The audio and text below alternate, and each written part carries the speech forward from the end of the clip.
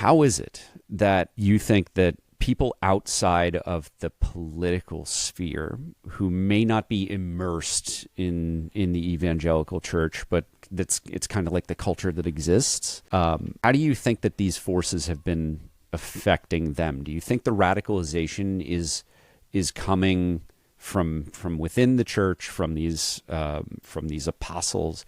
Do you think it's getting, several points away from the churchgoer, or is the threat of the radicalization involved in Christian nationalism, is it limited to church going? It's like throwing a rock in a pond and seeing the ripples and how far they go. You don't have to know where the source came from. You just know that something moved you. And in my opinion, people underestimate the influence and power of the white evangelical infrastructure. And I think absolutely it's reaching people who have no clue what it is. I mean, think about Charlie Kirk's funeral, right?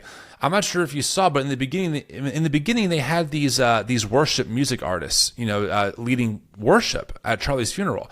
Many of them topped the secular Billboard charts. Brandon Lake is he's a superstar, period. He's not just a Christian artist anymore. Well, those people were also featured at an event called Passion, which is a humongous young adult event, 45,000 people in Texas, and they led worship there, right? So people don't understand all the cross-pollination that's going on.